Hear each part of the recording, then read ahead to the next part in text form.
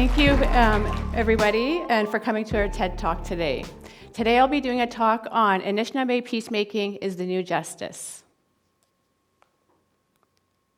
Before I get into my presentation, I always like to talk about where I come from. I know where I come from, I know who I am, I know where I'm going. Prior to working at Treaty 2 as a peacemaker, I worked for Manitoba Justice for 10 years. And while I was with Manitoba Justice, I created the first mandated Indigenous healing program. And with that opportunity, I got to travel across Manitoba and teach identity, teach Indigenous people their history, teach them where they come from, teach them their culture, and teach them about the power they have within. And so with that, I got the opportunity to also go into all the correctional centers. I went into the Federal Correctional Center, Headingley, the Women's, all the youth centers. And just keep in mind that in Manitoba, Indigenous people are overrepresented. There's probably approximately 80% of Indigenous people that are incarcerated. And in the youth center, it's 81%. A few years ago, the University of Manitoba did a research project on the impacts of the CFS system in the justice system. And what they found that 60% of those kids that are in CFS end up in the justice system. And in 2019, there was 11,000 kids in care in Manitoba that were all Indigenous. So now imagine, when these kids grow up, they're going to be entering into a justice system. So being in that, working as doing the CAP program, that's what the program was called, the Culturally Appropriate Program that I created for Manitoba Justice. And with that opportunity, I heard many stories. I heard from the survivors of residential schools. I heard from their children. I heard from their grandchildren. And what I started to recognize and learn was the intergenerational impacts. I heard about how the overrepresentation in the different systems as a result of taking away our sovereignty. Because prior to the Indian Act, we had our own systems in place. We had a justice system, we had a health system, we had a CFS system. But it wasn't about power and control, it was always about healing and bringing people back into balance. And so as I traveled across Manitoba, it was a 4-day program, and I would say 3,000 to 3,000 people took the program. And so I heard their pain. I heard about growing up in poverty, growing up with no running water, growing up with addiction, CFS involvement. And when you hear those stories over and over, it hits home. My grandparents went to residential schools. I had teen parents. And so as a result, I didn't know my culture, I didn't know my identity, and I too struggled with addictions in my early 20s. But when I went back to school, I found my identity. I found my personal power. I found that I'm a human being. And so with the spirit of this TED Talk, The Essence of Humanity, those people that I worked with across Manitoba, I heard that they're human beings as well. And so when you start to hear their stories about how they're in that system because of the loss of identity, they're in that system because they don't know who they are. And the Indian Act took control of our people, and then they enforced us onto reservations. And so many people don't know that when they forced us onto the reservations, our ancestors, we weren't allowed to leave. We had to get a permit or a pass system from the Indian agent just to go hunting, to go shopping, to buy something. We had to get permission. Fortunately, that was lifted, those pass and permit systems, but the legacy and the harm of residential schools, the 60s scoop, the day schools, the Indian Act still continues to impact our people. So as a result, even though I created the first mandated healing program, let me let you know that it was also evaluated. So we got an evaluation done on it. So once that was completed, we did an evaluation with adults, women, men, youth, elders, people in community, out of community, incarceration, in the city. And at the end of the day, that evaluation came out that it was 96% effective.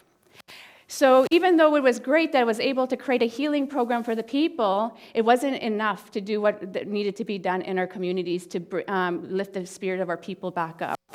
So as a result, I decided to leave Manitoba Justice because I seen that that justice system does not work, and as I start to recognize the policies that were continuing to be enforced, that they were going in the wrong direction. So then I told my supervisor, you know what, I don't want to be with Manitoba Justice anymore. I'm going to go create our own justice system for Indigenous people. So that's where I am. I'm at Treaty 2 territory, working for the First Nations Treaty 2 government as a peacemaker. It's kind of cool because I'm originally from the Deer Clan, and the Deer Clan, when you look at our clan systems that were in place prior to contact, the Deer Clan were actually the peacemakers. So it's kind of cool how I went into ceremony to get my spirit name, and now I'm living it in my career. So now I'm there. And so the Treaty 2 territory is located in Manitoba, and it kind of goes into Saskatchewan. Right now, we have 10 local First Nations that are signed on to our government and are promoting peacemaking in their First Nations. So the first thing that we had to do when we were coming up with, well, what kind of system do we want to have in place? Because we can't have the same system that's in place because that system that's right now, the justice system, is not working. So we said, well, we need a system that's about our Anishinaabe values, our culture, our ways of doing things. So I'm just going to read this quote by Black Elk. Circles. You notice that everything an Indian does is in a circle, and that is because the power of the world always works in circles, and everything tries to be round. I heard the sky is round, and I have heard the earth is round like a ball, and so are all the stars. The wind in its greatest power whirls. Birds make their nests in circles, for theirs is the same religion as ours. Even the seasons form a great circle, and they're changing and always coming back again to where they were. The life of a man is in a circle from childhood to childhood, so it is in everything where power moves. Black Elk. And that is an Anishinaabe worldview, that everything goes in a circle. The universe moves in a circle. The galaxy moves in a circle. The world moves in a circle. And even the baby in a mother's womb moves in a circle. So that's where the power needs to come from. So as we created our model, we knew we had to switch from that power and control system, that hierarchy system where people at the top make all the decisions and the people at the bottom have to live with them. So we said we got to go back to the circle. So we created the peacemaking system based on circles. So I'll just start in the beginning with, in the center, the framework. So this Anishinaabe framework is actually work done by Amy Kraft and John Burrows, who teach at the universities across Canada. And so in the middle of that circle is Minubidasawin. And in our culture, that means that living a good life. And that's our spiritual law, that we all want to live a good life. The outer circle that you see on the outside is our natural laws. So the natural laws that we identify for our system is natural order, peace, harmony, and balance. And balance is especially important because prior to contact, when people were acting out, the elders would say, we don't punish them, we help them, because they're not in balance, and that's why they're acting out. So we're going to surround that individual and give them the love and belonging they need so that they can return to balance. And then on the outer circle is our customary laws. Because across the Anishinaabe territory, every First Nation has different customs. So we want to make sure that we recognize them in our laws, in our creation as well. And then on the outside are the human laws. So the human laws that we have in our local nations, the federal laws, and et cetera. So that is the Anishinaabe legal framework. And then on the outside are the 7 circles of peacemaking. And the 7 circles of peacemaking, you can call them like departments. Just like we had the justice has the court department, the police department, the probation department. Well, we call ours circles because we are moving away from Western terms. So I'll start with the first, before I move on to the first one, the whole peacemaking system is governed by a peacemaking governing circle who are representatives from the grassroots people. Because we want to make sure that it's grassroots driven up and not top down. So the first circle is the bijou, the link circle. And when you look, and these circles are based on the traditional Anishinaabe governing clan system. And with the clan system, we recognize that each clan comes with different gifts. So the whole system is based on the strengths and the gifts of the people that work in there. So they would be responsible for wellness promotion, early intervention, support services, etc. The next circle, my clan, is the Deer Circle. They're responsible for restorative peacemaking, sharing circles, healing circles, and wellness plans. So just moving over to the wellness plan. So unlike the Western system, we look at creating, that has risk assessments, we create wellness plans and wellness assessments. So once they do that wellness assessment and plan, then we do a wraparound model where we're able to surround the individual and provide them that love and belonging and support and resources that they need to complete their wellness plan. And then they take that wellness plan over to the Eagle Circle. And then the Eagle Circle does all the interventions and programming, land-based activities, teaching, storytelling, programming, etc. And the goal of that is to try to keep those first 3 circles within the local nations so that they don't have to leave their home to go get services. So the whole point is to try to keep them in there without notifying the Turtle Circle, who is responsible for our law center and registry. So for some reason, if they decide, well, you know what, I'm not going to complete my wellness plan, then the Turtle Circle is notified and they identify which laws were broken. Is it the law of harmony? Is it the law of peace? What law has been broken? And then once they identify that, they inform the Bear Circle. And the Bear Circle are our peacekeepers. And the peacekeepers are like police. That's where they ensure and enforce the laws. And then even within that circle are the sub-circles. So we have the sun bear, the red bear, the white bear, and the black bear.